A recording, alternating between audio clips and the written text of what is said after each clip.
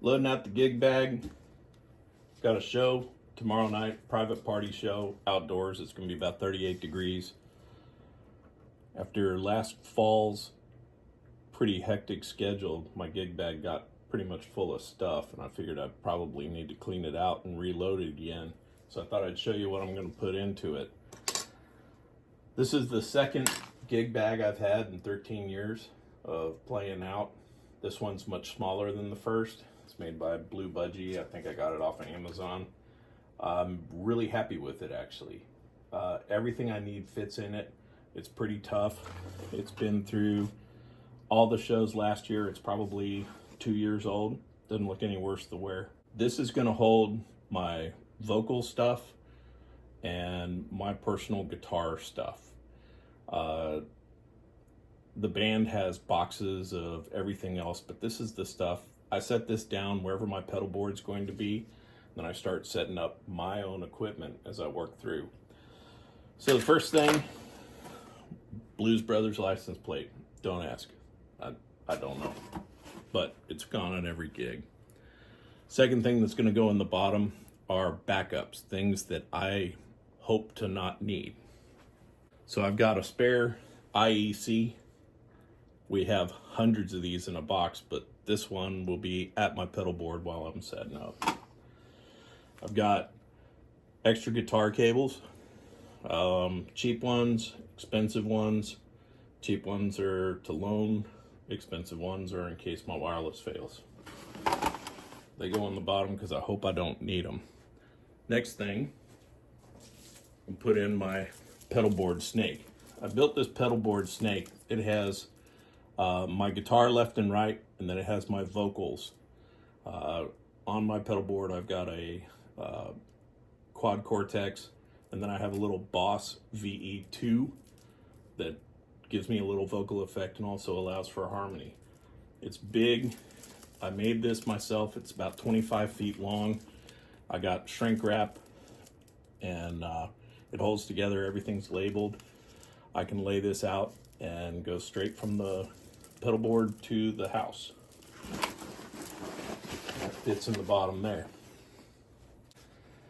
We're on ears, so I put all my in-ear stuff into a little pistol case. So you've got my custom-made in-ears, you got my receiver, my batteries, some backup batteries. All that fits into this little pistol case and keeps all that safe.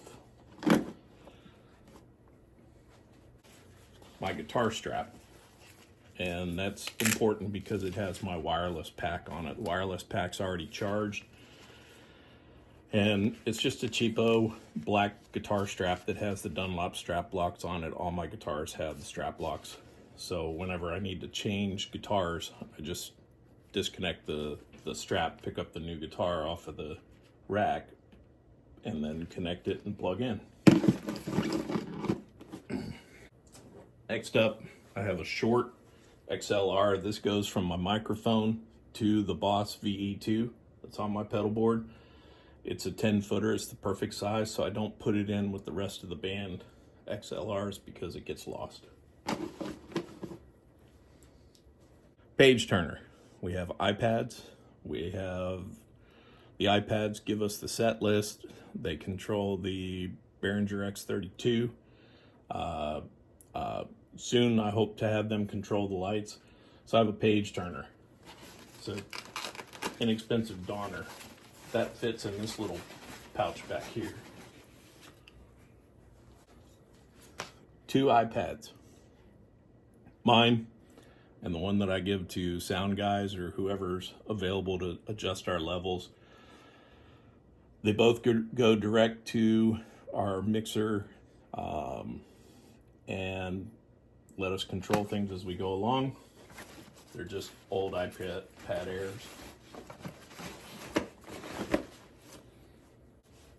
Backup battery.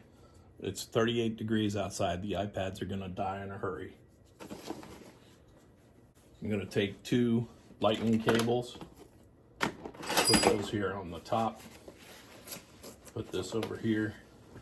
That's the main bag part. Maybe I'm psychotic about microphones, but I carry 4 microphones. My main microphone is this SM58A or Beta 58A. You can see it was windy last time we played. This is my main microphone. Of anything, this makes my vocals the best. We're using supercardioids for all people up front. The reason being we still have acoustic drums. We're trying to prevent some of that bleed through, even with the electronic backline.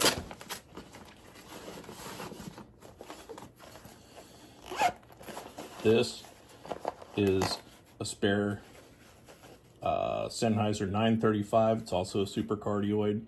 It's what I used to use as my main microphone, but I found that the Beta 58 sounds better for my voice. Still, it's a very good microphone. This is a spare 835 Sennheiser. I don't know what I'll need it for, but it'll be in here. Everybody on the planet knows what that is. SM57 will do anything. It's my microphones.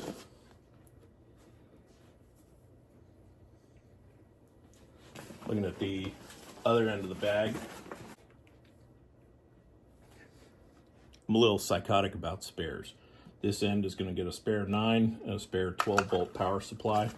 I've got a Chox power supply under my pedal board, but you never know. And put in a backup RCA to 3.5 millimeter. We have a couple of dongles for different phone configurations. Nevertheless, for house music, this will go into the back of the mixer. Now for the front.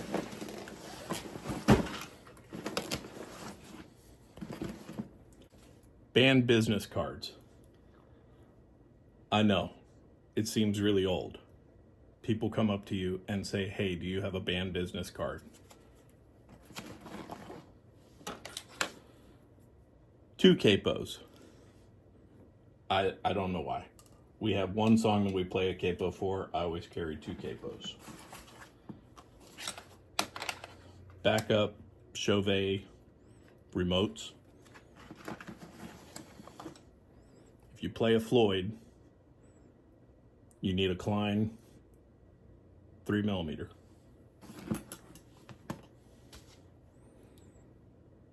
Typical, basic Phillips head screwdriver. Random assorted AA batteries for whatever. Cheap harmonica. I know, it's an E flat and it's for 1 song, but it's in the bag. Spare microphone clip. Do you know how many of these I've broken? And this is my assortment of picks. It's interesting because I change picks based on what I'm doing or what the world is like. Most of the time, I'm playing the Dunlop 1 millimeter Flow. That's really for strumming. If I get into more intricate songs, oftentimes I'll switch over to a 1.14 Jazz XL. And then I have some various assorted other things, but it's really the 1 millimeter Flow and the 1.14 Jazz XL that my main picks. Don't laugh at my Ziploc bag. I've had this Ziploc bag with these picks in it for probably 5 years. Vocalese, if you know, you know. Afrin, yeah. So that's everything that I'm going to carry to this gig.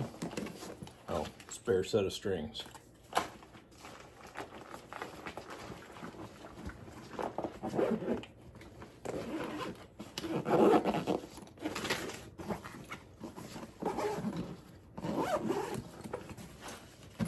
That's all in there, and there's room for more.